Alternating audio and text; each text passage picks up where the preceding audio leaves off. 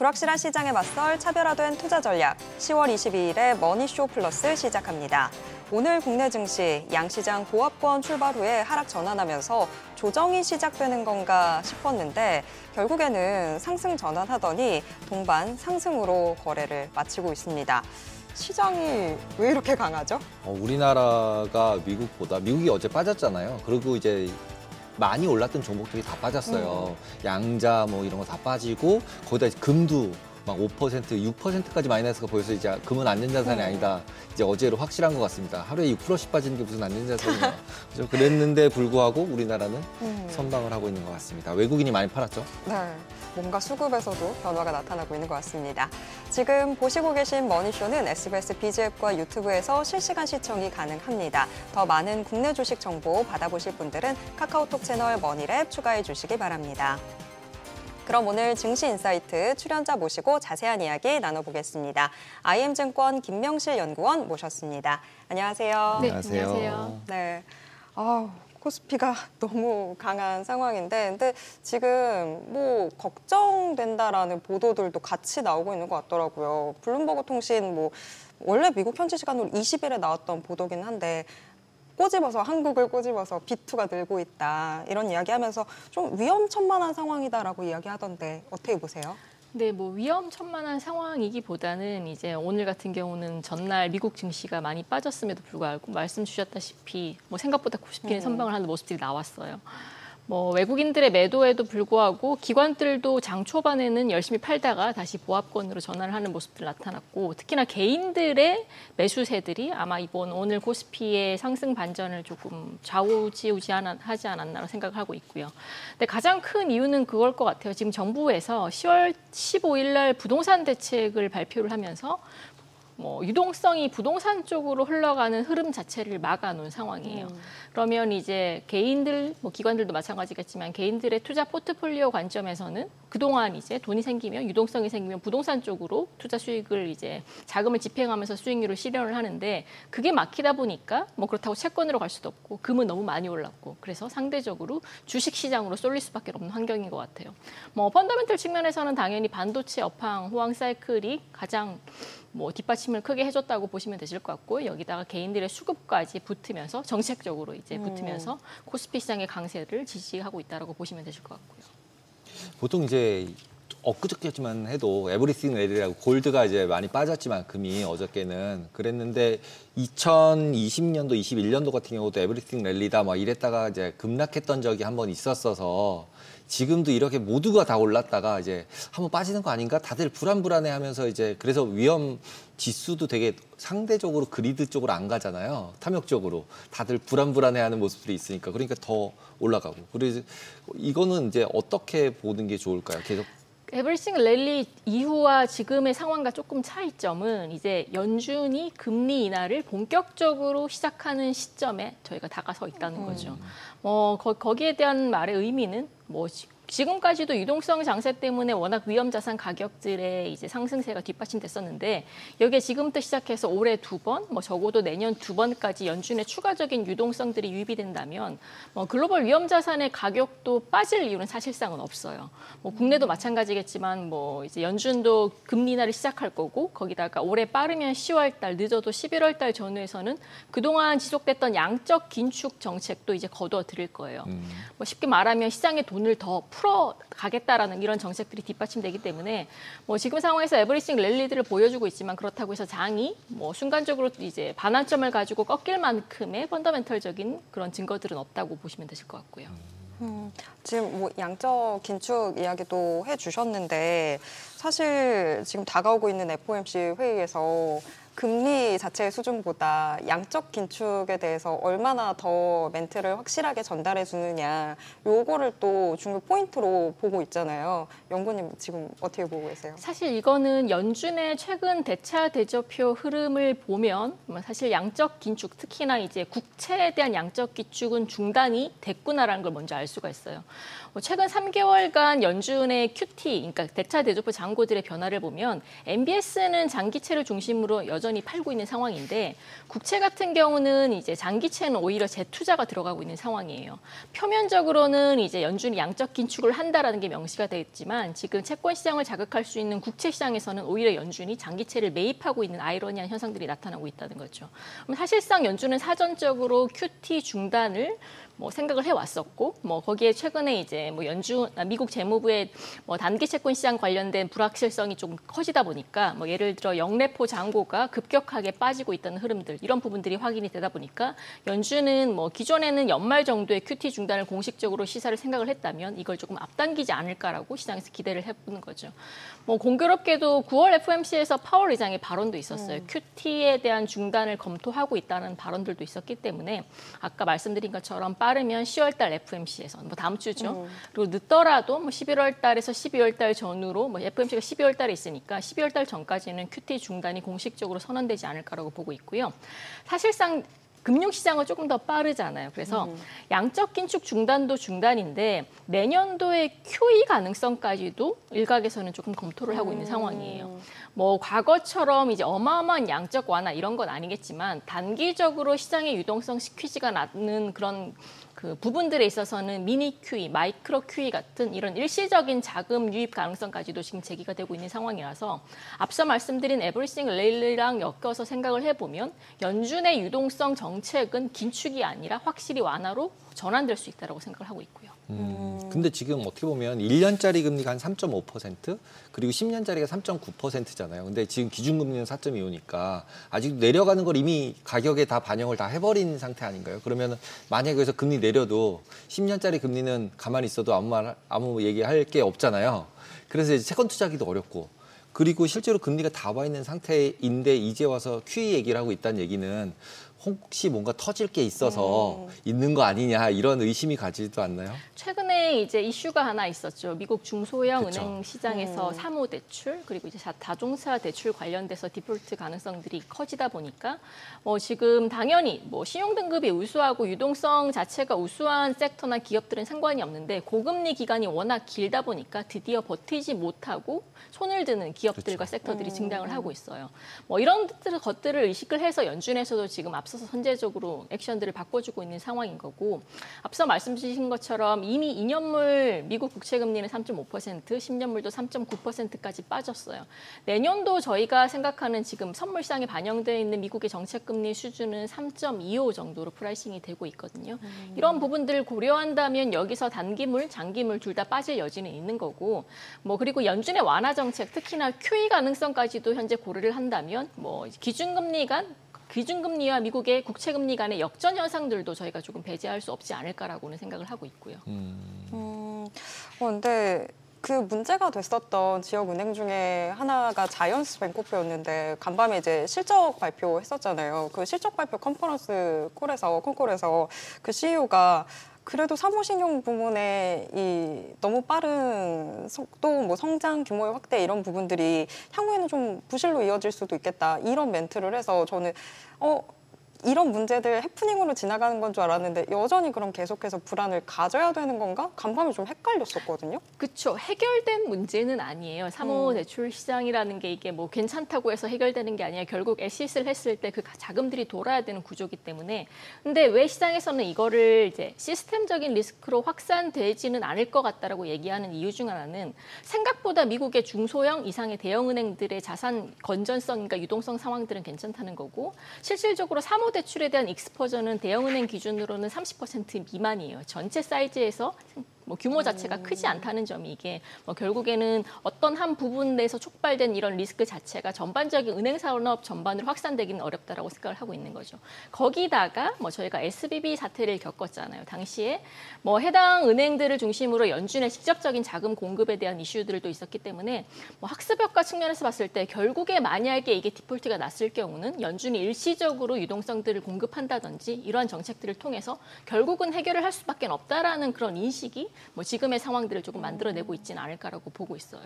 이게 비단 사모대출 시장이 아니라 예를 들어서 IG 시장이라든지 이런 조금 우량 등급 시장 위주에서 이런 디폴트가 발생을 했다면 또 다른 문제예요. 이거는 지금과 같은 단편적인 문제가 아니라 은행 산업 전반으로 확산될 수 있는 문제긴 한데 그게 아니라 일정 부분 일정 섹터에 국한된 문제이기 때문에 이걸 저희가 어마어마한 리스크이기 때문에 이제 위험 자산 안 될 거야 이렇게 해석하기는 조금 어렵다라고는 보고 있어요. 보통 그냥 사기로 넘기는 것 같은 느낌이더라고요. 맞아요. 시스템 리스크가 아니라 이건 그냥 사기였어. 맞아요. 사기 맞은 거라 일회성이야 이렇게 넘어가는 것 같은데 실제로 어떻게 보면 사모대출이라는 걸 되게 위험하게 얘기를 하지만 예전처럼 빅투 페일이라고 해서 대형은행에서 한 번에 빌려주는 것보다 펀드로 하나씩 돼 있으니까 하나씩 잘라서 없애는 것 같아요. 망해도. 맞아, 꼬리 자르기 꼬리 자르기를 할 수 맞아요. 있어져서 네. 오히려 시스템적 리스크는 더 오히려 적어진 게 아닌가 이런 생각도 대출 자체 개인적으로. 상품이 망하는 게 아니라 그쵸. 그렇게 이제 골마 있던 한 꼬리 자르기식으로 진행이 되기 때문에 그 산업 자체가 망하기는 어렵다라고 그렇죠. 봅니다. 그래서 덴마블스 안 되게끔 세팅을 되게 잘한 것 같아서 아닐 것 같은 생각이 저도 드는 것 같습니다. 동의하게. 근데 이제 지금 현재 제일 핵심적으로 얘기되는 게 달러원이잖아요. 3,500억 불을 이걸 어떻게 해결을 할까? 해결할 수 없는 문제인데 이걸 어떻게 해결할까 하는데 보시기에 전망은 어떠세요? 계속 베센트는 뭐 괜찮다 얘기를 하고 있고 트럼프는 아니라고 그러고 있고 계속 내놓으라고 하고 있는 거잖아요. 일단 코멘트로는. 저도 말씀 주신 것처럼 이거는 해결할 수 없는 문제예요. 그죠. 사실상 달라는 쪽의 입장과 주려는 쪽의 입장 자체의 괴리는 굉장히 크고요. 저희도 줄 수 있으면 좋죠. 뭐 일본처럼 그쵸. 그만큼 외화 보유가 많던지 기축통화 국가이거나 네.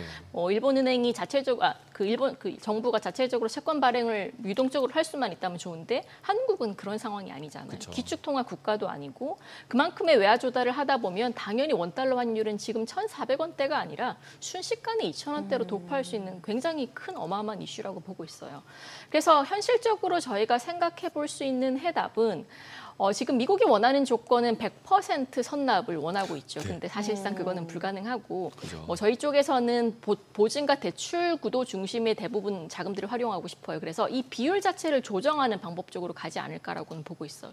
예를 들어서 선납 형식으로는 30%, 나머지 70%는 대출 보증 형식으로 가되 한 가지 불안한 점은 그럴 경우 미국은 추가적인 관세 인상이라든지 국방비 증액 같은 이런 부차적인 돈을 요구할 가능성들이 커서 이 두 가지 사항들을 어떻게 합의점을 찾아내는지가 가장 중요하지 않을까라고 보고 있는데 오늘 이제 오후에 나온 뉴스 자체도 아직 구체적으로 정부에서는 해답을 내놓지는 못할 것 같아요. 그래서 환율과 관련돼서 말씀을 주셨는데 이 이슈 자체가 해소되지 않는다면 원달러 환율 역시나 지금 레벨대에서는 하방보다는 여전히 상방이 더 크게 열려 있는 상황이라고는 보고 있고요.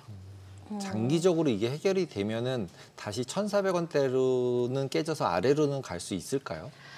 단순히 생각해서 미국과 한국의 통화 정책이 이제 계속적으로 킵고잉을 할 건데 연준은 지금 레벨대에서 한 100bp 정도 금리를 더 내린다고 하잖아요. 그런데 한국은 지금 부동산이라는 어마어마한 이제 걸림돌을 맞이를 했어요. 그래서 내일 금통위가 있는데 사실상 내일도 금리 인하보다는 동결 가능성들이 높고 일부 회사에서 시티나 노무라에서도 한국의 금리 인하 사이클은 끝났다. 이런 얘기들 콜들을 하고 있어요. 그러면 연준은 금리를 내릴 건데 한국은행이 금리를 안 내린다면 이론적 측면에서는 원화가 더 강세일 수밖에 없는 거죠. 그래서 나머지 재료가 그대로 동일한 가운데 요 3,500억 달러 이슈가 해소가 되면 지금 대비해서는 원화의 상방보다는 하방 압력이 커질 소진이 있다라고는 보고 있고요. 그래서 두 개가 믹스되면은 그래도 좀 안정적으로 유지는 될 수 있을 것 같다. 이 정도로 생각하면 되겠네요. 네. 그럼 해외 투자를 한다 그러면은 1,400원이어서 좀 빠지면 해봐야지 이렇게 생각하는 게 아니라 그냥 해야 되겠네요. 맞아요. 이게 환율이 지금 레벨대에서 크게 아래쪽으로 방향성을 가지기는 조금 어려운 상황이다라고 보시면 되실 것 같고요. 지금 살짝 이야기 나오긴 했었는데 당장 내일 금통위에서는 금리 동결 의견 우세한데 진짜 11월 그 이후부터는 어떻게 될 거냐 요거는 의견이 사실 많이 엇갈리더라고요. 이제 정말 금리 인하 사이클 끝났다라는 주장도 있었고 근데 연구원님은 어떻게 보시는지 궁금해요. 저는 오늘도 여기에 대해서 굉장히 많은 고민을 하고 왔는데 일단 11월 달까지에는 인하를 하지 않을까라는 생각은 여전히 가지고 있어요. 11월까지. 왜냐하면 금융 안정 다 좋은데 국내 펀더멘털만 봤을 때는 지금 10월 달부터 수출 지표가 생각보다 조금 빠르게 망가지고 있어요. 1월부터 10일까지 추석 관련돼서 조업일수 영향들도 있지만 관세 영향 때문에 이런 부분들이 선제적 수요가 그동안 눌러왔던 수요들이 다 쭉 빠지면서 실질적인 수출 감소들이 나타나고 있는 거죠. 그래서 그런 것들 생각하면 지금 올해 성장률이 국내가 0.9%, 내년을 1.6%로 보고 있잖아요. 잠재 성장률을 2%라고 하면 여전히 잠재 성장률 간의 마이너스 갭이 크기 때문에 이론적으로 한국은행은 금리 인하를 해야 돼요. 그렇다고 물가도 높지도 않고. 근데 이제 그런 측면에서 봤을 때는 11월 달 금리 인하는 필요하다라는 생각은 가지고 있는데 결국에 내일 금통위에서 첫 번째로는 하느니 부동산에 대한 시각을 아직까지 어떻게 생각하고 있는가 중요할 것 같아요. 만약에 내일 금통위에서 그래도 정부 정책 효과를 우리가 조금 더 봐야 되지 않냐라는 멘트들이 언급이 된다면 사실상 11월 달 금통위도 물 건너 갈 것 같고요. 12월은 금통위가 없거든요. 그럼 이제 내년 1월 달로 지연이 더 되겠죠. 근데 그게 아니라 이제 정부의 부동산 규제 정책 때문에 이제 주택 가격이 잡힐 거야. 그래서 한국은행은 그것보다는 경기에 조금 더 대응하는 쪽으로 가겠다라는 멘트들이 확인이 된다면 11월 달 인하에 대한 불씨는 살아있다라고 생각을 하고 있어서 뭐 제가 합니다, 안 합니다라고 전망하기에는 전망 자체가 의미가 없어요. 내일 금통위를 확인하고 조금 더 확실한 부분들이 확인되지 않을까라고 보고 있고요. 근데 경기 자체는 한국은 지금 나쁜 거죠, 우리나라는. 나쁜데 주식만 좋아지고 있는 거죠. 네, 그러면 주식이 좋아져서 경기가 좀 그래도 소비도 살고 주식으로 번 돈으로 좀 쓰면 되니까. 맞아요. 국내 소비 신작 효과는 당연히 있다라고는 보고 있는데 아시다시피 국내 경제 성장 구조상 소비에 대한 포션보다는 수출 경쟁력에 대한 포션이 훨씬 더 커요. 그러니까 소비가 아무리 살아나더라도 이게 미국처럼 소비가 주도하는 경기 성장 경로가 만들어지기는 아직까지는 어렵다라고 보고 있어서 실제로 저희가 체감하는 실물 지표들은 빠질 수밖에 없는 거죠. 뭐 소비가 아무리 늘어나도 성장률 전망치, 성장률 예상치가 막 2%, 3%로 가기는 어렵다라고 보고 있고요. 지금 저희 밖에서는 막 우리가 더 돈 많이 써야 되는 거 아니냐, 그렇게 해서 경기 살려야 되는 거 아니냐 이런 이야기도 뭐 나오고 금모으기 있는데. 운동처럼 이제 네. 근데 그런 게 가능할까요? 저희가 뭐 돈을 많이 쓰면 좋긴 한데 제가 어제 기사를 하나 봤어요. 저희가 추석 때 국내 소비가 많았냐 해외 소비가 많았냐에서는 해외 소비가 굉장히 늘어났다고 하더라고요. 결국에 이게 추석 연휴 기간 동안 늘어난 소득이 이제 잉여 소득이 국내 소비 활성화에 기여를 했으면 참 좋았을 건데 해외여행 굉장히 많이 갔잖아요. 사실상 뭐 그런 것들은 이제 외화 유출 이런 부분들에 영향을 미치면서 이게 반반인 것 같아요. 그게 나쁘다는 건 아닌데 단순히 이제 주식으로 돈 벌었기 때문에 국내 소비가 살아날 거라고 연결짓기에는 더 다른 유혹들이 굉장히 크다라고 보시면 되실 것 같아요. 일단 경기는 어렵다. 우리나라는. 네. 그리고 주식 올라가는 거는 수출 주도주로 해서 올라가는 거라서 거기서라도 조금이라도 벌어서 이제 소비를 해야 한다. 경기는 나쁘다. 이걸로 확인을 재밌게 할 수밖에 말하면 없네요. 국내 성장률 궤적이랑 부동산 가격의 궤적을 그려보면 상당 부분 일치를 해요. 부동산 가격의 상승세가 촉발이 되면 건설 투자 이런 관련된 호황이 오고요. 이런 부분들이 이제 정부 투자, 민간 지출 투자가 늘어나면서 GDP 성장률에 크게 기여를 하는데 시장 자체가 침체가 되어 있고 정부 정책 자체도 지금 부동산 시장 과열을 방지하는 쪽으로 가고 있기 때문에 그런 사이클을 만들어내기는 현실적으로 좀 어려운 거죠.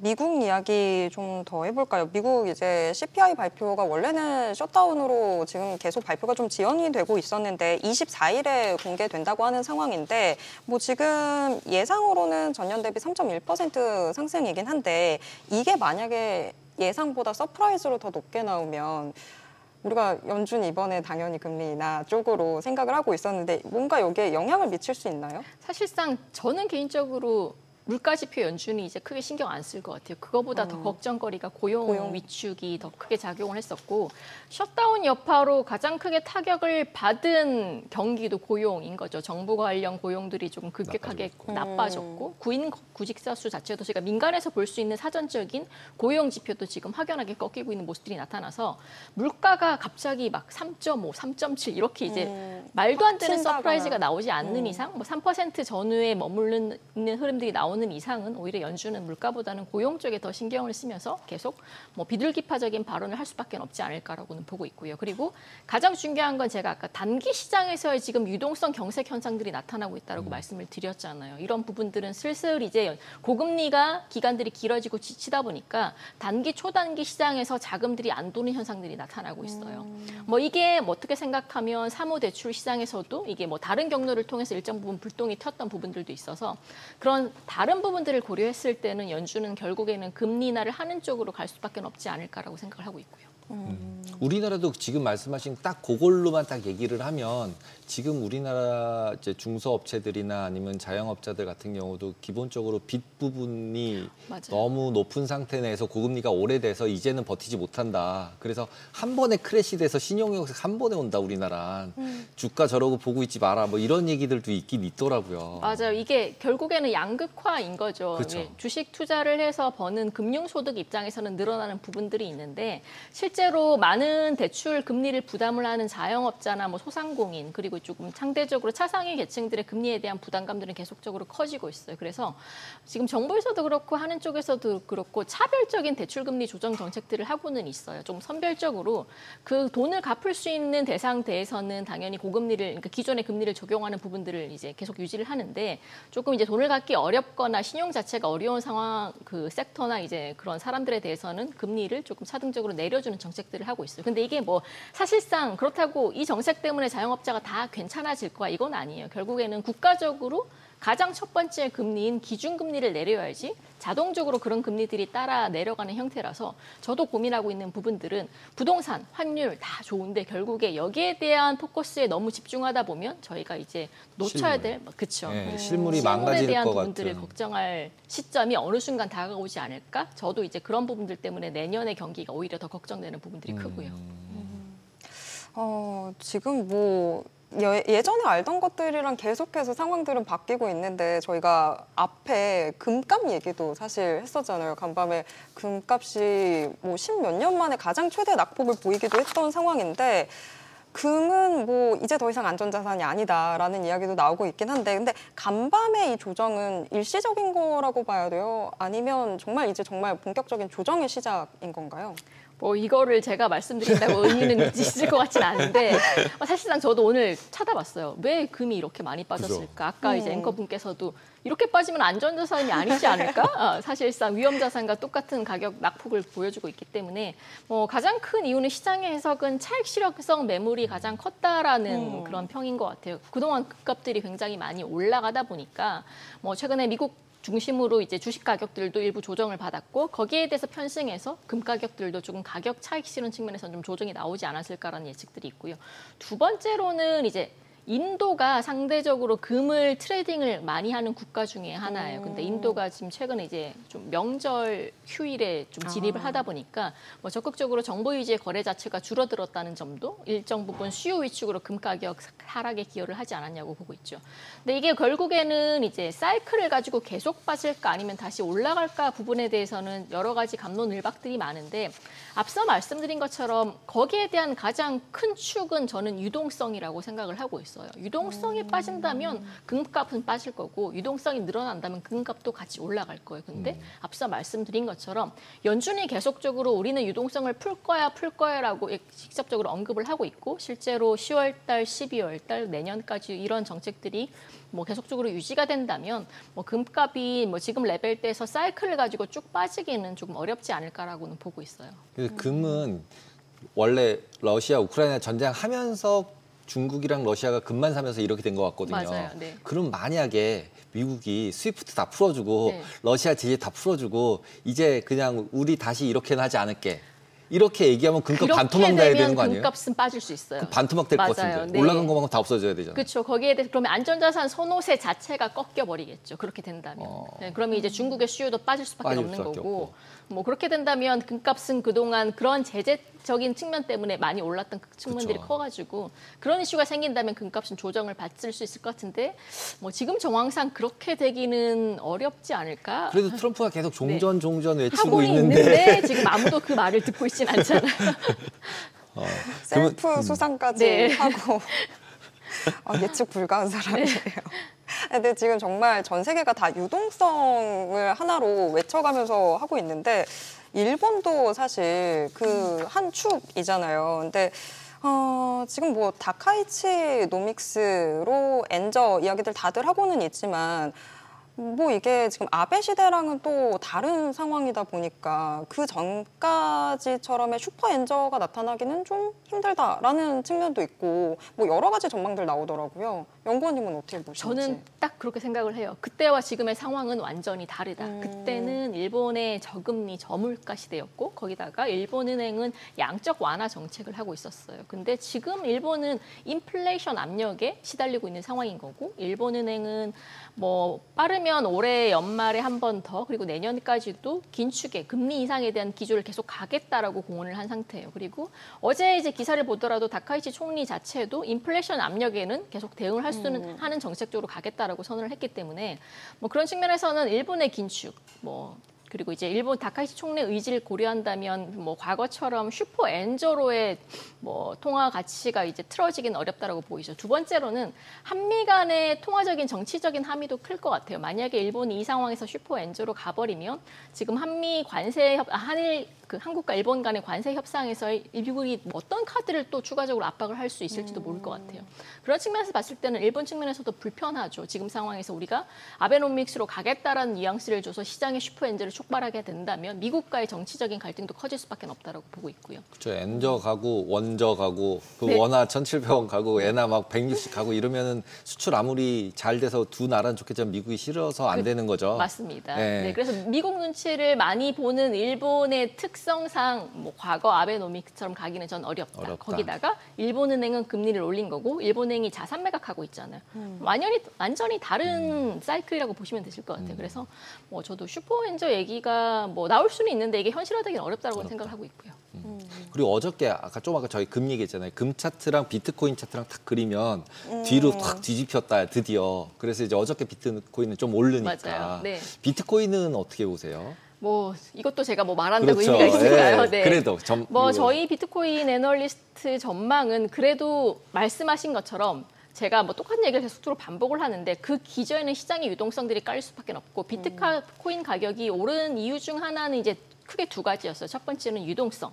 두 번째는 미국 정부의 정책이었던 거죠. 그래서 미국 정부는 어쨌거나 코인 가격을 올리는 여러 가지 정책들을 하고 있어요. 뭐 파생적으로는 이제 스테이블 코인 관련돼서 법안들을 일찍 통과시켰던 부분들도 있을 것 같아서 지금 미국의 정책과 지금 미국의 유동성 상황들이 바뀌지 않는 한은 비트코인 가격도 뭐 지금 상황에서 빠진다라고 말하기는 어렵다고 보고 있고요. 그냥 추세적으로 계속 올라가는 흐름들이 나오지 않을까라고 생각을 하고 있고요. 오늘은 유동성으로 모든 이야기 정리해 볼 수 있을 것 같네요. 오늘 말씀 여기까지 듣겠습니다. 고맙습니다. 네, 감사합니다.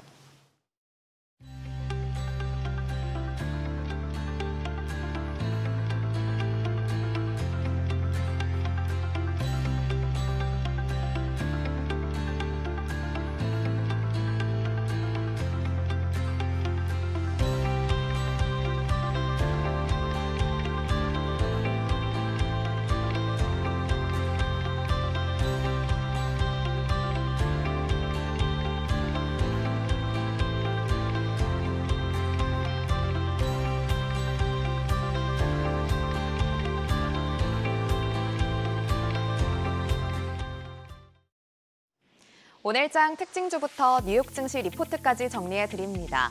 먼저 오늘 우리 증시에서 가장 주목받은 섹터 혹은 테마부터 정리해 볼 텐데요. 테슬라가 오늘 밤 미 증시 마감 이후 3분기 실적을 발표합니다. 이미 10월 초에 공개된 인도 실적에서 테슬라는 총 49만 7,099대를 인도하면서 분기 기준 사상 최대치를 기록했다고 밝혔는데요. 이번 테슬라의 실적이 양호하게 나오면 관련 밸류체인 전반의 회복 기대감이 더욱 확산될 걸로 보입니다. 또 최근 ESS 수요 증가와 전기차 캐즘 극복에 대한 기대감도 투심을 자극하는 걸로 보이는데요. 관련주 중에서는 먼저 LG 에너지 솔루션이 오늘 4% 오르면서 45만 4,500원에 마감했고요. LG화학이 13%대 오르면서 39만 1,000원, 에코프로가 오늘 15%대 급등했고 에코프로비엠과 자이글이 각각 3%, 12%대 강세 보이면서 관련주들이 상승 마감했습니다. 정부가 수입 액화천연가스, 즉 LNG의 70% 이상을 국내 해운사가 운송하도록 하는 방안을 추진하고 있습니다. 에너지 공급망의 안정성을 높이기 위해 국적 해운사에 대한 운송 비율을 사실상 의무화하는 방안이 논의되고 있고 운송비 부담에 대해서는 한국가스공사에 재정 지원을 하는 방안도 거론되고 있습니다. 한편 글로벌 운임 지표인 상하이 컨테이너 운임 지수도 상승하면서 해운업에 대한 기대감이 더해지고 있습니다. 관련주 중에서는 먼저 흥하해운이 오늘 7.79% 오르면서 1,826원에 마감했고요. HMM이 3.22% 오르면서 20만 850원, 대한해운이 오늘 4%대 올랐고 페노션과 STX 그린로지스가 5%대, 2%대 오르면서 관련주들이 동반 상승했습니다. 이어서 뉴욕 증시 종목에 대한 투자 의견 정리해드리겠습니다. 오늘은 AI와 함께 성장 중인 오라클부터 미국의 종합 에너지 기업 GE 베르노바, 그리고 미국 최대의 태양광 모듈 제조사인 퍼스트솔라까지 세 가지 종목 살펴보겠습니다. 첫 번째 종목은 오라클입니다. 현재 주가는 275달러 선이고요. 목표 주가는 345달러 선으로 제시됐습니다. 최근에 열린 오라클 AI 월드 2025에서 레리 앨리슨 회장은 AI 혁명의 핵심은 학습이 아닌 추론 단계라면서 기업의 고유 데이터를 활용한 추론 시장 지배를 선언했습니다. 또 오픈 AI와 함께 80만 개의 엔비디아 GPU를 연결한 OCI 제타스케일 10 슈퍼클러스터를 공개하면서 세계 최대 규모의 AI 인프라 구축을 알렸고요. 오라클의 AI 데이터베이스 26AI는 데이터를 옮기지 않고 저장된 위치에서 직접 AI 연산을 수행해서 보안성과 효율성을 높였다는 평가를 받고 있습니다. 그리고 AI 에이전트 스튜디오를 통해 기업들이 자체 AI 비서를 만들어서 업무 자동화와 의사결정을 지원할 수 있게 했는데요. 이번 행사를 통해 오라클은 클라우드를 넘어 AI 풀스택 기업으로의 전환점을 확실히 보여줬다는 평가를 받고 있습니다. 두 번째 종목은 GE 베르노바입니다. 현재 주가는 585달러 선이고요. 목표 주가는 660달러 선으로 제시됐습니다. 매출의 70%가 유지보수 서비스 사업에서 발생하고 있고 중장기 마진율 목표는 20%로 제시됐습니다. 미국이 AI 산업에 5천억 달러를 투입하는 스타게이트 프로젝트를 추진하면서 2030년까지 전력 수요가 30% 증가할 걸로 전망되고 있는데요. 이에 따른 가스 발전 수요로 GE 베르노바는 미국의 핵심 가스터빈 공급사로서의 수혜가 예상되고 있습니다.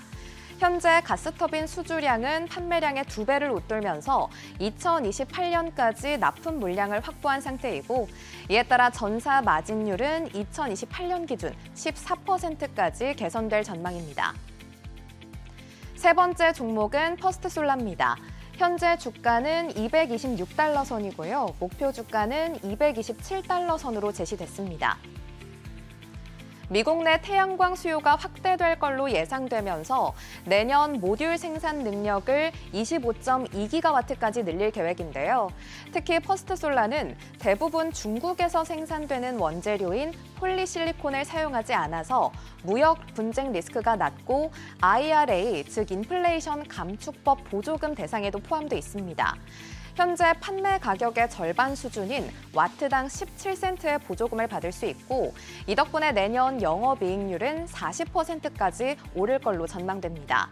또 2024년 기준 수주 잔고는 69기가와트로 생산 능력의 3배가 넘는 물량이 이미 확보돼 있습니다.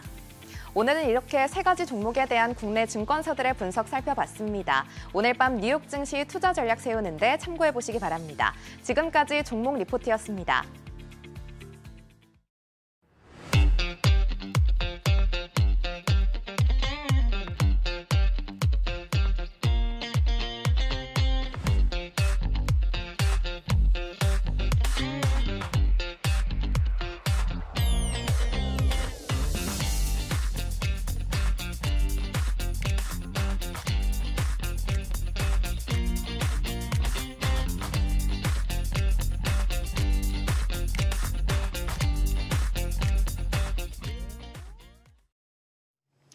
부채 시대라는 말이 더 이상 비유가 아닌 현실이 됐습니다. 미국, 영국, 프랑스까지 선진국 모두 부채 비율이 빠르게 치솟고 있는데요.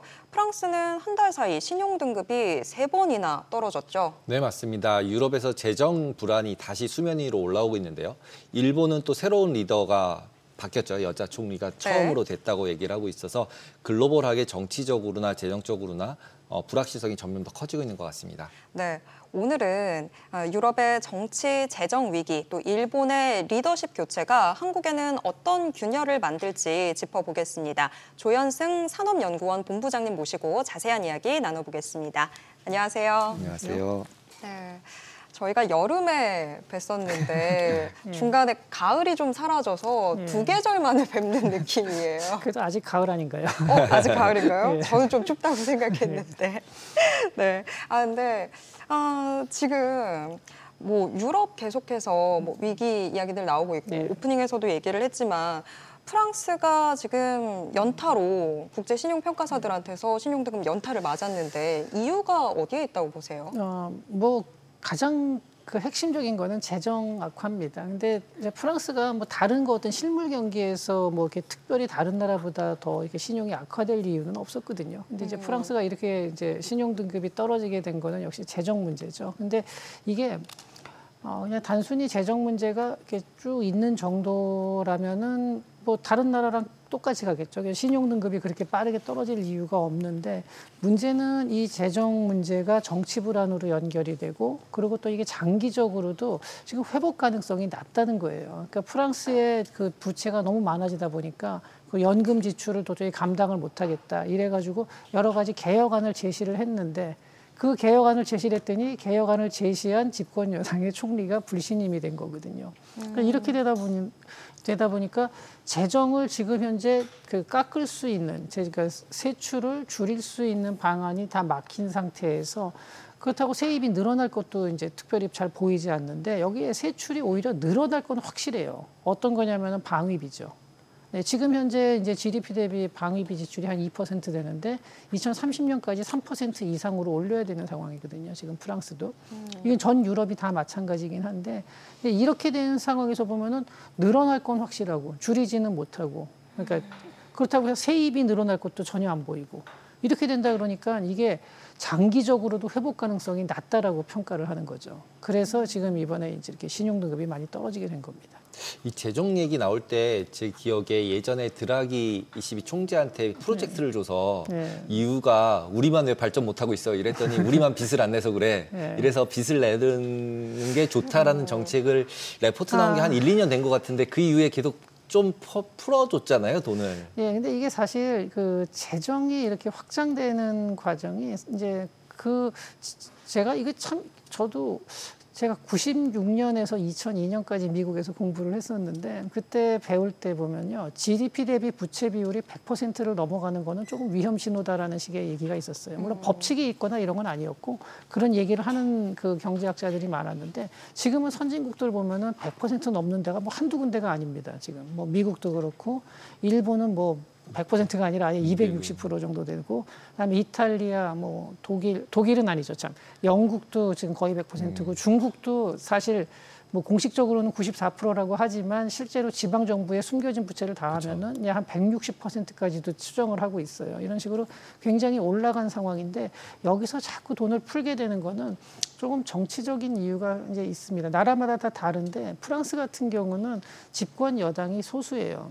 네, 지금 집권 여당이 앙상블이라는 그 르네상스라는 당이 그 마크롱 대통령이 속한 당인데 그 중도 좌파 연합을 만들었죠. 그 연합 이름이 앙상블이고 그 다음에 또 이제 약간 더 이제 약간 좌익 성향으로 있는 데가 신민중정선인데 여기도 보면은 뭐 녹색당하고 사회당, 공산당 여러 개가 합쳐요. 굴복하지 않는 프랑스를 중심으로 해서 거기가 가장 강하죠. 그래서 이게 돼 있고 또 더 우파 쪽으로는 국민연합, 르펜이 이끌고 있는 국민연합이 있고 또 공화당이 있어요. 그러니까 당이 너무 많아요.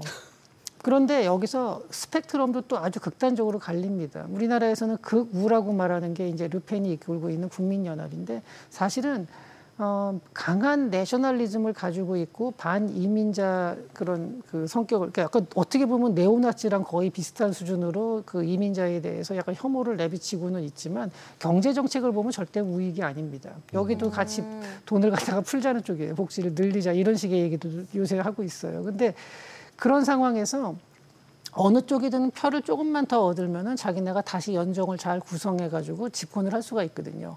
그러니까 그런 식으로 해가지고 자꾸 서로 파퓰리즘 경쟁을 하게 되는 거예요. 근데 막상 마크롱 대통령도 사실은 집권하기 전에는 그러니까 약간 중도 좌파였죠. 그런데 집권하고 나서 운영을 하다 보니까 부채가 자꾸 늘고 더 이상은 안 되겠다. 이 상태로 가다 보면은 우리도 뭐 이거 구제 금융을 받아야 되는 거 아니냐 이런 위기감을 느껴가지고 이번에 바이루 총리가 그래서 이제 그 개혁안을 내세우고 자기가 내 총리직을 걸고서 그러면은 한번 시험을 해보자 했는데 이게 실패한 거죠. 그래서 정치적 도전을 했는데 프랑스 언론에서는 정치적 도전이 아니라 정치적 자살이라고 불렀습니다. 자살이요? 예, 왜냐하면 절대 될 리가 없는 거다. 저건 무조건 불신임인데 저걸 시도를 했다. 근데 그 정도로 절박했다는 거죠. 근데 이게 이러한 정치 구도 하에서는 서로 파퓰리즘 경쟁으로 나가기 때문에 지출을 줄인다라는 가장 인기 없는 정책을 야당에서 지지할 리가 없다는 거죠. 네, 그러다 보니까 프랑스가 이게 현재 상태, 프랑스가 지금 재정이 악화되고 이러다 보니까 사람들이 얼핏 이제 본 사람들은 프랑스 형편없네 이렇게 말하는 분도 있을 수 있는데 절대 그렇지 않습니다. 프랑스는 상당히 산업 경쟁력이 있습니다. 제조업 쪽에서도 뭐 방위 산업이든 비행기도 에어버스 같은 데가 이제 프랑스가 주축이 된 데고요. 그 외에도 뭐 생화학 그러니까 화학 쪽이라든지 뭐 굉장히 발달한 있고 다 있죠. 기술이 발달해 있는 나라인데 문제는 이렇게 한번 악화된 재정이 지금 현재 뭐 복지 비용이 굉장히 과다하고 또 이민자들이 들어왔을 때 그 이민자 수용 문제도 있고 그다음에 고령화가 되는 과정에서 연금도 과거 이제 너무 많이 주고 있고 지금 이제 복지 플러스 그다음에 러시아 우크라이나 전쟁이 터지면서 에너지 비용도 올라갔고요. 그리고 각종 규제도 또 세요. 뭐 환경 관련된 규제라든지 뭐 개인정보 보호 이런 것도 굉장히 세고 임금도 이제 높은 상태고 이러다 보니까 분명히 산업 경쟁력 자체는 문제가 없는데도 불구하고 재정은 계속 악화 일로로 가는데 현재 상황에서 봤을 때 그러면 저 재정 악화를 제동을 걸 수 있는 가능성이 있냐? 이게 거의 안 보인다는 거죠.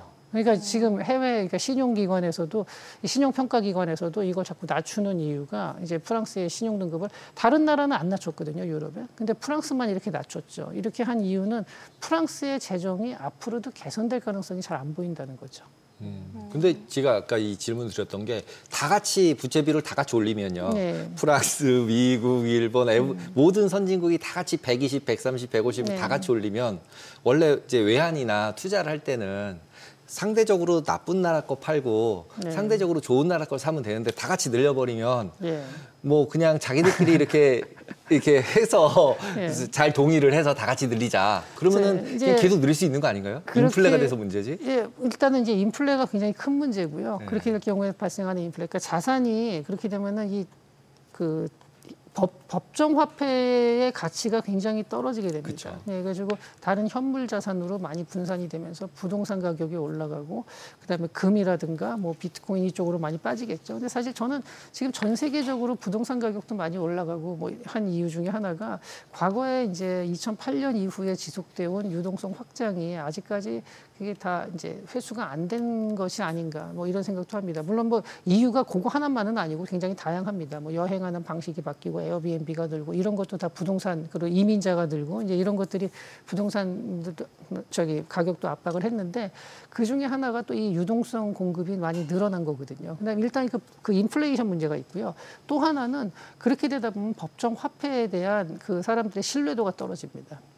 이게 역사적으로도 많이 증명이 됐지만 고대 로마 때도 처음에는 은화 그러면은 그게 아우구스티누스가 있을 때 처음에 거의 97% 정도 되는 은화였다가 로마가 망할 때는 3%까지 떨어져요. 은의 함량이. 그다음에 우리가 배우면 몽골 원나라 시절에도 화폐 지폐 남발을 통해서 인플레이션이 엄청나게 발생하면서 제국이 무너지는 거를 보거든요. 근데 그 사람들도 그걸 모르는 게 아니었거든요. 사람들이 제가 역사 어렸을 때 배울 때는 그 원나라 사람들이 그걸 잘 몰라서 그랬다 그러는데 그건 아닙니다. 잘 알고 있었는데도 불구하고 처음에는 잘 지켰어요. 금하고 은 태환을 잘 하다가 제국이 확장되고 중앙아시아 쪽으로 은이 많이 유출이 되고 이러면서 통화 가치를 지키지 못했던 거거든요. 초창기에는 잘 지켰습니다. 그거. 근데 그게 확장되는 과정에서 그다음에 자연재해 일어나고 전쟁 나고 내란 맞고 뭐 이러다 보면서 이게 자꾸 비용이 증가한 건데 저는 지금도 그러니까 그때처럼 극단적이지는 않죠. 이제는 뭐 그 당시하고는 많이 다른데 그 거시경제학이라는 개념도 이제 강해졌고 그래서 근데 그렇게까지는 안 가지만 서서히 그런 식으로 화폐의 가치 자체가 사라진다는 거예요. 자꾸 사라지는 게 아니라 줄어든다는 가치가 거죠. 나빠지는 거죠. 예. 그렇게 되면은 이게 이제 경제의 불안정성으로, 그러니까 인플레이션뿐만이 아니라 화폐에 대한 믿음 저하까지 간다는 겁니다. 그렇게 되면은 이게 그러니까 어떻게 보면 인플레이션 스파이럴이 되는 거죠. 이게 화폐, 그러니까 그거 유동성이 늘어난 것 자체가 인플레이션을 촉발을 하고 화폐에 대한 신뢰가 떨어지면서 다른 실물 자산을 사게 되면서 인플레이션이 또 발생하고 이런 식으로 가는 거거든요. 그러나 워낙 프랑스 같은 경우는 부채가 상당히 악성이에요. 그러니까 일본도 부채가 굉장히 높고 중국도 굉장히 높지만 거기는 외국인으로 빠져나가는 게 아니라 국내에서 자국 내에서 소비되는 게 95% 정도 됩니다. 근데 프랑스는 지금 현재 프랑스 부채의 외국인 보유 비중이 50%를 넘어섰어요. 54%. 이게 한 5년 전만 해도 46%였거든요. 근데 이게 불과 한 5, 6년 사이에 거의 뭐 7, 8%가 올라갔다는 거예요. 그러면은 자기네가 세금을 걷어서 그 이자를 갖다가 이자의 절반 이상을 외국으로다가 지급을 해야 된다는 거죠. 그러니까 이게 부채가 똑같은 부채가 아닙니다. 같은 뭐 110%라 하더라도 115% 이렇다 하더라도 프랑스의 부채가 훨씬 더 악성 부채예요. 그렇다고 미국 같은 기축통화국이냐 프랑스가 그것도 아니거든요. 이렇게 보면은 프랑스의 재정은 프랑스 전체를 제가 말씀드리는 건 아닙니다. 프랑스가 상당히 발전한 나라고 여전히 소득도 높고 선진국이지만 이 재정 문제만 놓고 보면은 정말로 좀 어려운 상황에 처해져 있는 것만큼은 분명합니다. 여기에 이제 또 하나의 위기는 트럼프 관세이지 않을까 싶은데 뭐 라가르드 총재가 아직까지도 트럼프 관세는 기업들이 좀 더 감내하고 있는 것 같다라고 이야기를 했었는데 다시 또 트럼프의 관세가 재가열되고 있는 상황이다 보니까 이게 좀 유럽 경기에 영향을 어느 정도로 미치게 될까 이 부분 궁금해지더라고요. 지금까지는 사실은 이 관세 영향이 그렇게 확실하게 나타나지는 않고 있습니다. 그러니까 지금 이게 프론트 로딩이라 그러죠. 그러니까 관세가 나타나기 막 발효되기 전에 막 밀어내기 수출을 해가지고 지금까지는 그래도 수출량이 어느 정도 되는데 이제 중장기적으로는 그러니까 유럽 전체 GDP에 상당히 하방 압력이 나오는데 이게 연구소마다 이제 브뤼셀에 있는 브루겔이라는 연구소가 있거든요. 이제 그쪽에서 나온 거 보면은 EU GDP가 이제 중장기적으로 한 6개월에서 24개, 2년 정도 이렇게 사이에 0.3% 감소할 걸로 전망을 했고요. ECB에서 그러니까 유럽 중앙은행에서는 0.2%, 그리고 컨퍼런스 보드에서는 0.2%고, 그리고 유럽 의회가 있어요. 거기서 발간된 보고서인데 이게 보타지 교수 라는 사람이 이제 연구를 한 건데 여기서는 0.8에서 1.2 상당히 또 크게 잡았어요. 이렇게 이제 상당히 하방 압력이 있을 거다 이렇게 얘기를 했고요. 그리고 국가별로도 그 차이가 상당히 있는데 대미 수출 의존도가 높은 나라들이 아무래도 영향을 많이 받습니다. 특히 아일랜드가 가장 클 걸로 이제 예상이 되고요. 이탈리아도 뭐 사람들이 이탈리아가 제조업이 뭐가 있나 생각하는 분들 많은데 그렇지 않습니다. 이탈리아도 뭐 운송 장비, 자동차, 제약, 패션 이런 식으로 상당히 많이 미국으로 수출을 하거든요. 이탈리아도 타격이 좀 클 걸로 보고요. 독일도 아무래도 자동차 쪽이 강하니까 독일도 좀 타격이 있을 걸로 보고 있습니다. 이제 그러면 일본으로 한번 가볼게요. 일본 같은 경우 일단은 이제 아베노믹스 계승하는 이제 다카이치 사나이가 이제 됐는데 그에 반대로 이제 총재 되고 나서 그리고 임명한 사람이 재무상으로 카타야마라는 분을 임명을 했는데 이분은 120엔 얘기를 하고 있더라고요. 근데 지금 모두 다 생각하는 건 달러엔 같은 경우 이제 150에서 계속 돈 푸니까 얘는 약세될 거다 이렇게 하고 있는데 혼자 강세된다고 얘기하는 사람을 이제 자리에 앉혔는데 어떻게 될 걸로 보세요? 글쎄요. 저도 근데 무슨 근거로 저런 얘기를 그렇죠. 하는지 잘 모르겠습니다. 저도 좀 약세를 보고 있어요. 그러니까 정말로 다카이치 사나이 총리가 말하는 것처럼 확장적 정책을 어느 정도로 쓸지는 모르겠지만 그렇다고 해서 전혀 안 쓰지는 않을 거거든요. 돈이 풀리면은 당연히 환율은 올라갈 수밖에 없이 저기 떨어질 거라고 말하는 거는 저는 도대체 무슨 근거였는지를 모르겠어요. 그냥 저렇게 말만 저도 봐가지고. 근데 이제 보통 저가 이제 딜링룸이나 이런 데서 생각을 할 때 보통 엔화가 저렇게 내려가는 거가 두 가지라고 생각을 하거든요. 그게 하나는 뭐냐면 BOJ가 개입하는 거. 혼자서 이제 넘어가면 안 되니까 밑으로 이제 미국한테 허락받고 밑으로 확 이제 매도를 하는 거. 그 다음에는 이제 금리 올리는 건데 실제로 지금 사내 충족되면서부터 느낌은 이제 개입도 못할 거고 네. 돈 풀어야 되니까 금리도 안 올릴 거고 그러면은 엔화가 계속 약세가 돼야 될 것 같거든요. 그게 가장 근데 당연히 그렇게 저도 예상을 하고 있고 또 네. 일반적인 예상이죠. 네, 근데 일반적인 예상. 왜 저분은 저렇게 하시는지 저도 그거는 좀 이해가 안 가는 얘기를 하고 있습니다. 근데 이렇게 될 경우에는 결국은 엔화 약세되면 원화도 같이 약세되잖아요. 그럴 가능성이 높죠. 높죠. 예, 그러면은 실제로 우리나라에도 영향력이 굉장히 큰 거 아닌가요? 이렇게 되면? 근데 저는 그 환율이라는 것 자체가 어떤 그 목표되는 지표는 아니거든요. 환율은 여러 가지 중에서 이제 하나의 어떻게 보면은 그 드러나는 현상일 뿐이지 환율 자체가 목표가 되는 건 아니거든요. 그래서 환율이 조금 더 오르고 한다는 것 자체에 대해서 너무 크게 일희일비할 필요는 없다고 보는 게 한국은행에서도 이제 그 현재 제가 한국은행에 있는 분들하고도 이렇게 많이 얘기를 해봤는데 그분들 다들 하는 얘기가 일시적인 샥이 와서 달러 유동성이 부족해질 경우에는 개입을 할 수 있다. 하지만 장기적인 환율 방어를 하기 위해서는 한국은행이 뛰어들 이유가 없다는 거예요. 우리나라 이 규모로 봤을 때 지금 한 4천억 달러가 좀 넘는 규모를 가지고서 장기적인 환율 방어는 불가능하고 그래가지고 환율은 그냥 어느 선까지 너무 급격하게 순간적으로 팍 뛰는다든지 할 때는 잠깐 일시적인 그렇죠. 조정을 하는 정도고 환율에 대해서는 그냥 그게 하나의 드러나는 현상이기 때문에 인위적인 개입은 잘 안 할 걸로 얘기를 하고 있어요. 그리고 실제로 환율이 갑자기 막 2배, 3배 뛴다 그러면은 그때는 뭔가 뭐 브레이크를 걸어야겠지만 그럴 가능성은 거의 없거든요. 그러니까 저는 뭐 그거는 너무 그렇게 큰 걱정을 안 해도 되지 않을까 싶습니다. 네, 저희가 조금 아까 이제 인플레이션 얘기했었잖아요.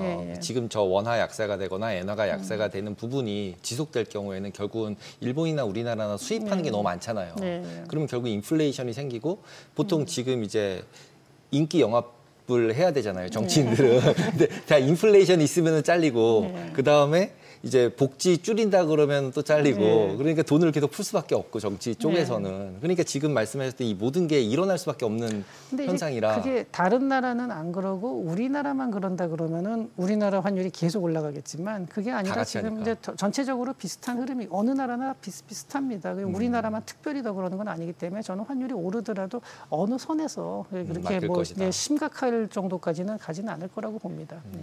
그러니까 우리나라 자체에서 금리를 갖다가 자꾸 너무 이상 많이 낮춘다 그러면은 그렇게 되면 우리나라만 좀 올라가겠지만 그게 아니라 우리나라가 보조를 어느 정도 맞춘다 그러면은 뭐 그 일본의 영향을 받는 거는 저는 상당히 제한적일 거로 제한적이다. 생각합니다.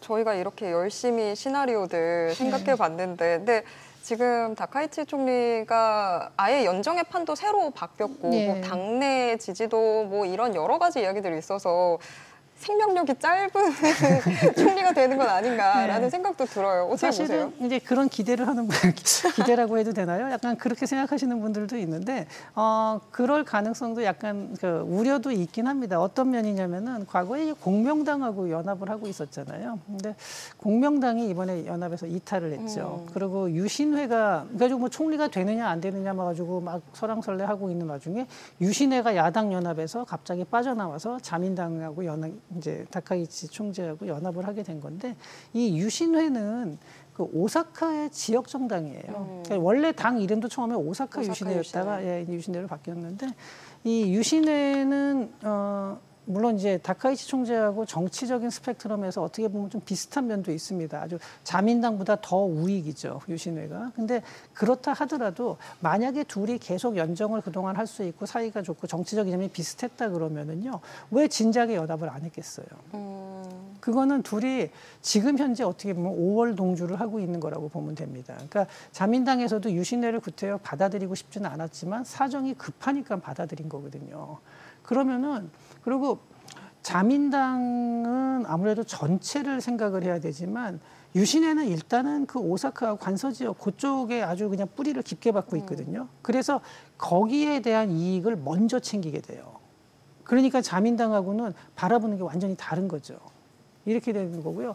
그 다음에 또 하나는 이제 그 자민당이 더 이제 강경한 우익으로 갈 수밖에 없는 거는 그동안은 이제 공명당이 이 다카이치 같은 사람이 있다 그럴 때 약간 브레이크를 걸어주는 당이었거든요. 근데 이제는 유신해가 들어오면 오히려 엑셀레이션을 해주는 당이 된 거예요. 그렇게 되면 한쪽으로 완전히 치우치게 되고 유신해는 유신해 나름대로 자기 몫을 찾으려고 그래요. 이번에도 그래서 유신해가 그 강요로 들어가질 않고 각 외 협력이라고 하거든요. 이거는 뭐냐면은 자기네가 거기에 들어가서 같이 덤텅이 쓰기 싫다는 뜻으로 저는 보여요.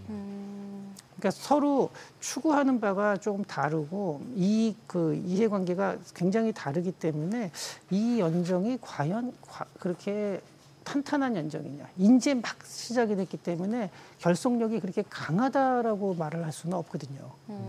예, 저는 그런 부분에서 약간 불안 요소는 가지고 있다. 하지만 뭐 그렇다고 해서 지금 뭐 이 상황에서 되자마자 아이고 얼마 못 가 이렇게 얘기하는 거는 너무 이제 또 섣부른 그러니까 성급한 얘기라고 할까요? 좀 또 그렇게 생각합니다. 네, 오늘 말씀 여기까지 네. 듣겠습니다. 네. 고맙습니다. 네, 감사합니다.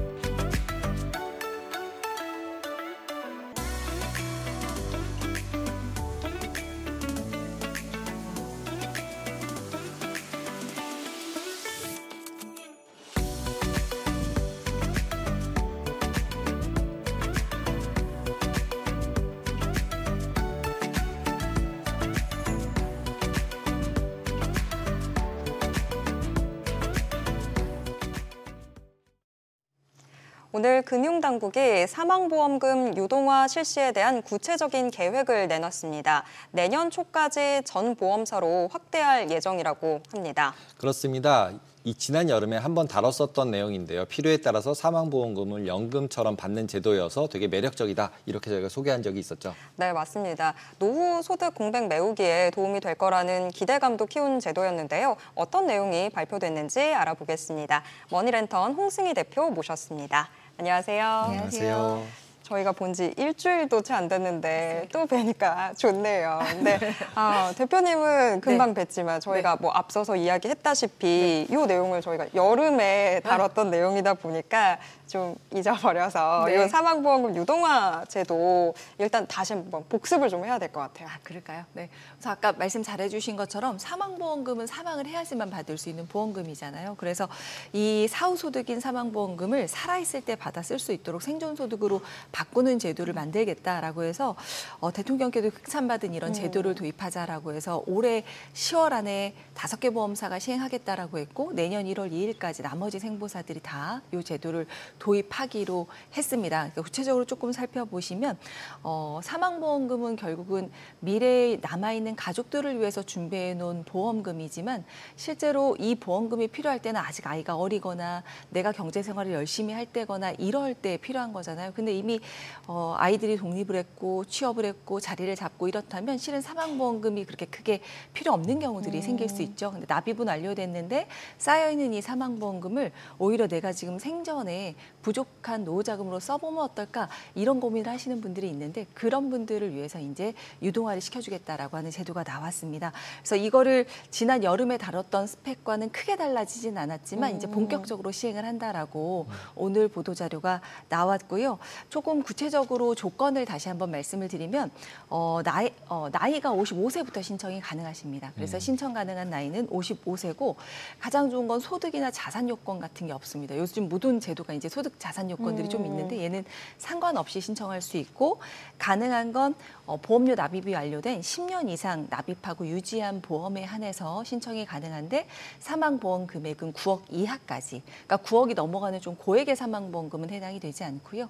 그 이하의 상품까지 가능하고 유동화를 할 수 있는 건 전체를 다 유동화를 하는 건 전체 해약하는 것과 동일한 거잖아요. 그러니까 그렇진 않고 90%까지 유동화를 할 수 있다. 그리고 얼만큼 뿌려받으면 되는데 그래서 일시납으로 받는 건 안 되고요. 2년 이상의 기간 동안 나눠 받겠습니다라고 신청할 수 있게 되어 있습니다. 2년 이상으로 2년 길게만 가면 되는 건 거죠. 맞습니다. 2년 받으셔도 되고 뭐 5년, 10년, 20년. 그러면 예를 들어서 90%다 그러면 90%를 2년 안에 다 받을 수도 있는 거예요? 2년 이상이니까 딱 2년 신청하실 수 2년에 있겠죠. 다 받을 수 있는 거예요, 그러면? 네, 맞습니다. 네, 네.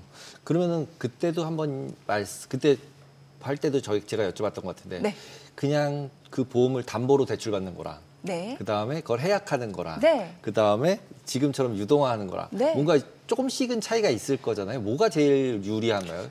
우선은 지금 상황으로는 이게 고객 케이스별로 다르긴 하겠죠. 고객 케이스별로 다르겠지만 해약하면 어쨌든 일시에 내가 환급금을 다 받을 수 있기 때문에 목돈이 필요하신 분들은 그런 선택을 해약할 하실 수밖에 수도 없고. 있겠죠. 부득이한 경우는. 근데 가급적이면 사망보험금을 최초 가입했을 때 그래도 사망보험금이라는 건 언젠간 받을 수 있는 거기 때문에 유의미한 부분을 좀 남겨놓겠다라고 한다면 해약보다는 지금의 유동화 제도를 이용하는 것도 좋은 방법이 될 것 같고 근데 보험계약 대출 같은 경우도 활용할 수 있지만 얘는 내가 받은 금액에 대한 이자를 또 불입을 해야 되잖아요. 그래서 어쨌든 내가 지금 현금 흐름상에 또 마이너스가 나갈 수 있으니까 단기로 필요한 경우는 보험계약 대출을 받아도 좋겠고 노후 자금이 부족해서 생계비를 쓰겠다 그러면 유동화 제도를 이용하시면 좋겠고 지금 그 모든 걸 고려할 틈 없이 정말 목돈이 필요하다, 급박한 상황이다 하면 해약을 하는 방법도 선택해 보실 수도 있겠죠. 그리고 보통 종신보험에는 무슨 뭐 암보험, 사고보험, 재해보험 이렇게 조그맣게씩 다 붙어 있었잖아요. 그러면은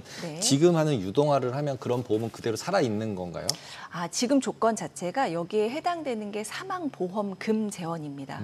그리고 이 사망보험금도 종신보험만 해당이 되고 금리 확정형이라고 하는 변액보험은 해당되지 않고요. 정해진 예정일로 운영되는 걸로 약속된 보험에 한해서만 가능하거든요. 근데 만약에 그런 선택을 하시게 되면 남아있는 특약은 아마 소멸이 되면서 남아있는 특약은 놔두고 사망보험금의 재원이 되는 환급금만 유동화가 되는 거기 때문에 나머지 특약은 아마 상관이 없을 것 같습니다. 네. 이거에 그럼 해당하는 종신보험 자체는 종류가 좀 많이 있나요?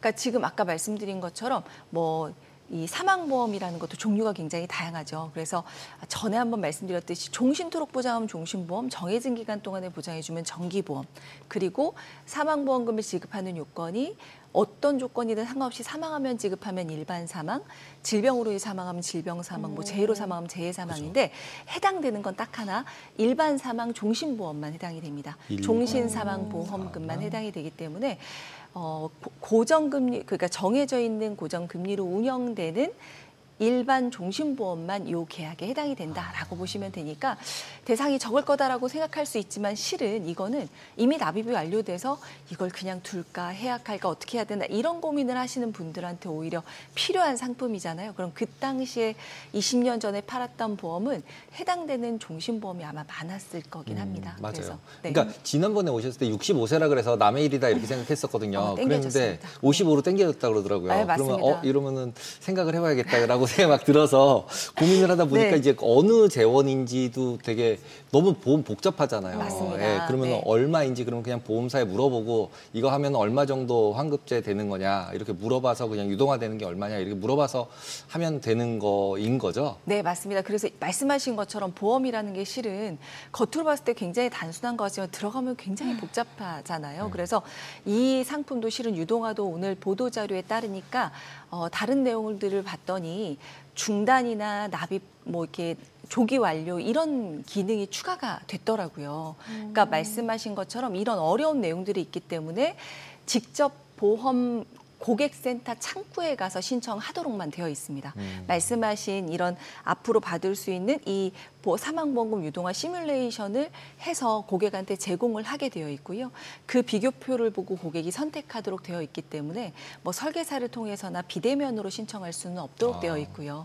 그런 문제점들을 해결하기 위해서 직접 고객센터나 영업점을 방문해서 신청을 하도록 하는 이런 소비자 보호를 위한 장치가 만들어져 있습니다. 근데 이게 들여다보니까 진짜 조금 더 복잡하다라고 느껴졌던 게 세부적인 내용을 보니까 이해가 좀 필요한 게 보면 이게 55세 이상 가입자분들이 신청을 하니까 아무래도 노년층이니까 조금 더 어려울 수도 있지만 처음에 저희가 생각했을 땐 70% 유동화를 하면 내가 1억을 보장받기 위해서 낸 보험료가 2천만 원이면 지금 쌓여있는 게 2,500만 원이면 2,500만 원의 70%를 재원으로 나누기 20년 해서 이렇게 주는구나라고 생각했는데 그게 아니라 이게 매년 부분 감액 형태로 진행이 되는 거예요. 그러니까 예를 들면 내가 70%를 20년간 받겠다. 그러니까 내가 가입한 사망보험금의 70%만큼 유동화를 선택할게요라고 신청하고 이걸 20년간 받겠다라고 한다면 단순 계산하면 70% 나누기 20년 하면 매년 3.5% 정도씩 감액이 되는 거예요, 사망보험금. 이건 이해되시죠? 네. 그래서 3.5%씩 감액이 되니까 감액되는 거에 해당되는 해약환급금을 연금으로 지급을 해주는 거죠. 그래서 받는 시뮬레이션 표를 보시면 내가 매년 받게 되는 금액이 나중이 될수록 더 많아집니다. 연 받게 되는 유동 금액이 많아지게 되는 거죠. 왜냐하면 올해는 첫 해에는 3.5%만큼 내가 유동화를 시켰지만 남은 환급금은 언젠간 유동화를 할 거지만 얘는 또 불이가 되게 되어 있거든요. 약속되어 있는 예정률로 불이가 되니까 환급금은 또 이렇게 올라가는 그래프를 보이거든요. 그래서 처음 받았을 때보다 뒤로 갈수록 더 많은 금액을 받게 되어 있는 형태가 되어 있습니다.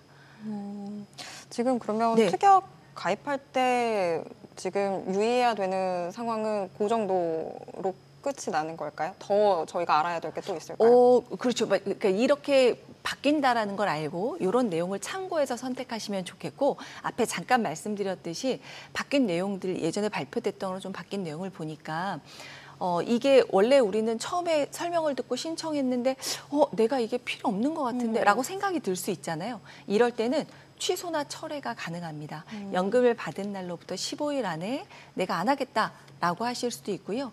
그리고 신청한 날로부터 30일 이내 철회를 하실 수도 있습니다. 그런데 이런 거 말고 내가 분명히 노후 자금이 부족할 것 같아요. 55세부터 65세까지 10년 동안 받기로 약속을 했는데 받다 보니까 60세쯤에 취업을 해서 굳이 이걸 땡겨받지 않고 사망보험으로 남기는 게 더 좋을 것 같아요. 이럴 때는 선택할 수 있는 방법이 없을 것 같았거든요. 근데 이번에 보도 자료에 보니까 이런 경우에는 조기에 중단할 수 있다.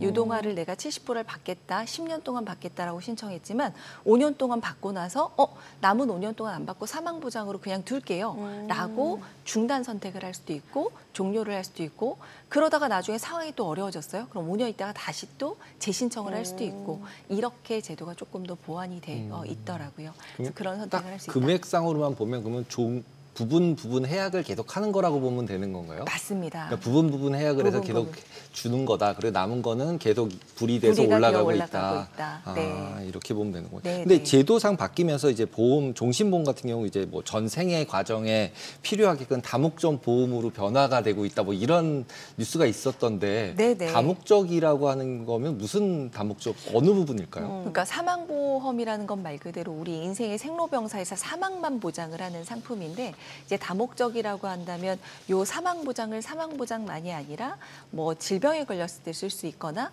아니면 요양 상태가 됐을 때 이런 간병을 도와주거나 이런 형태로 쓸 수 있는 서비스형으로 조금 더 기능을 더 탑재하겠다라는 이야기인 거고요. 그래서 지금 나와 있는 상품들은 이 사망보험을 이미도 노후에 쓸 수 있는 연금으로 쓸 수 있는 연금전환 제도라는 걸 이미 탑재하고도 있고요. 그리고 장기 요양 자금이나 의료비를 쓸 수 있도록 선지급하는 이런 기능이 탑재되어 있는 종신보험들도 많이 나와 있습니다. 그리고 이것뿐만 아니라 그 종신보험이라는 게 워낙 비싼 보험이다라는 인식도 있고 사망보장이 꼭 필요하다라고는 생각이 들긴 하지만 진짜 이 보험료가 너무 부담스럽다라고 하시는 분들은 조금 더 가성비 높게 가입할 수 있도록 환급금 자체를 줄여서 납입하는 동안에는 환급금이 거의 없지만 납입이 완료된 이후에 환급금을 챙겨주는 이런 저해지 환급형 아니면 뭐 무해지 환급형 이렇게 해서 납입하는 보험료를 낮춰주는 보험으로도 계속 진화하고 있고요. 다양하게 상품이 바뀌어 나가고 있습니다. 네. 근데 또 다른 이슈 뉴스 중에 하나가 간단보험 대리점 요 범위가 확대된다. 여기에서 이제 신용 생명보험 판매한다. 뭐 이런 이야기들 있던데 간단보험 대리점?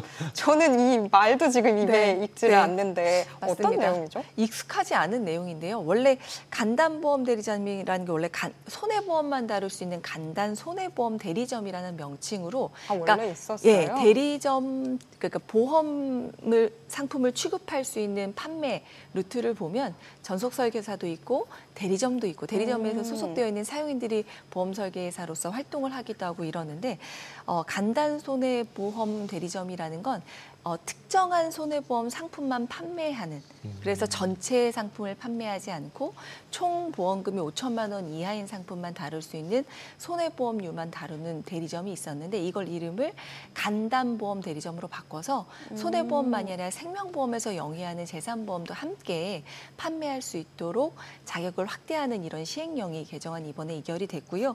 그래서 쉽게 생각하면 이런 거예요. 여행사에서 여행자 보험을 판다. 동물보험에서 펫보험을 판다. 그럼 원래는 이분들은 보험을 취급하지 않는 분들이지만 간단보험 판매 대리점 자격이 있으면 이분들이 그 관련된 보험을 판매할 수 있게 되는 이런 개대리점 활동을 하실 수 있는 거죠. 근데 이걸 좀 더 확대해서 이제 생명보험도 취급할 수 있게 되니까 요양보호사 요양병원에서도 보험을 취급할 수 있게 해준다라는 거예요. 요양병원에서는 이제 실제로 거동이 불편하신 분들이 들어와 있으니까 이분들 대상으로 간병인 보험이나 낙상 보험이나 이런 소액이지만 필요한 이런 보험을 취급할 수 있도록 이렇게 확대를 하겠다라고 지금 발표를 했습니다. 그리고 최근에 이제 케이블 TV나 이런 거 보면 보험 광고 많이 나오잖아요. 네, 맞습니다. 그런데 이제 연예인 같은 경우도 네네. 자격증이 있어야지 광고 모델도 할 수 있다. 뭐 이런 얘기가 있더라고요. 맞습니다. 그래서 그게 아무나 팔 수 없는 거란 얘기는 되게 보험 설명이 복잡하다는 뜻이잖아요. 맞습니다. 그러면 이거를 불안전 판매를 막기 위해서 이런 제도를 만든 건데 실제로 이런 게 불안전 판매를 막는 제도로서 활용이 되고 있는 건가요? 그러니까 우선은 그 불안전 판매를 막기 위해서다라고 자격이 있는 사람 연예인들도 보험 대리점 자격을 취득해야 광고를 하고 이렇긴 하지만 그래서 불안전 판매를 막을 수 있냐라고 한다면 뭐 아예 없진 않겠죠. 아예 보험을 전혀 모르는 분이 얘기하는 것보다는 나을 테니까요. 그렇지만 그게 완벽하냐라고 하면 또 굉장히 여러 곳에 이렇게 이 여러 가지 다발적인 민원이 발생될 수 있는 포인트는 있으니까요. 그런데 이런 간단보험 대리점도 마찬가지로 실은 우리가 그냥 유추해 보면 네. 동물병원에서 강아지를 데리고 와서 고치는데 돈이 보험금이 많이 들어갈 의료비가 많이 들어갈 것 같아요. 이 보험 가입하세요. 이렇게 하면 이것도 실은 약간의 모럴 리스크도 있을 거고요. 요양병원도 마찬가지로 요양시설에 입소하신 분이 치매 환자라든지 거동이 불편하시고 연령이 높으신 분들이니까 아무래도 병원에 계신 분들보다는 시설에 계신 분들보다는 약자시잖아요. 그러니까 강압에 의해서 가입할 수 있는 문제점 그렇죠. 그리고 또 원치 않아도 의사 판단을 잘 못해서 가입하는 이런 문제점들이 있을 수도 있다라는 우려가 계속 제기가 되고 있으니까 여기에 대한 뭔가에 대한 이 안전 판매를 할 수 있는 준비를 갖춰야 된다라는 목소리가 나오고 있고요. 그런 제도가 또 이렇게 보완이 되지 않을까 싶습니다. 네. 추가적인 제도적 보완까지 있으면 정말 좋겠네요. 네, 오늘 말씀 여기까지 듣겠습니다. 고맙습니다. 맞습니다. 감사합니다. 네. 오늘 밤 미증시 어떻게 보면 될까요? 저희가 이제 앞에서 안 다뤘던 내용 중에 결국 어저께 GPT가 아틀라스라는 걸 발표를 했잖아요. 그 아틀라스가 발표 딱 되면서 구글 알파벳이 6%까지 빠졌었어요. 그랬다가 반등하면서 네. 끝냈는데 반등해서 한 마이너스 3%, 2% 수준에서 끝났는데 결국 이런 아틀라스 이런 게 나오면 스타트업들은 다 망하겠는데 이런 생각이 조금 다시 들면서 버블? 혹시 오픈AI가 망하면 나머지 다 망하겠다. 대마불사 이런 생각이 들더라고요. 그래서 지금 현재 다시 상승세로 지금 돌아가는 느낌이에요. 왜냐하면 이제 오픈AI가 망하지 않을 것 같은 거죠. 망할까 봐 두려움 했었는데 그래서 신고점 어제도 똑같이 신고가를 넘기는지를 보시면서 투자 판단하셔야 될 것 같습니다. 네, 체크포인트 잘 기억해 두도록 하겠습니다. 모든 투자 판단의 책임은 투자자분들께 있다는 점 알려드립니다. 머니씨 오늘 여기까지입니다.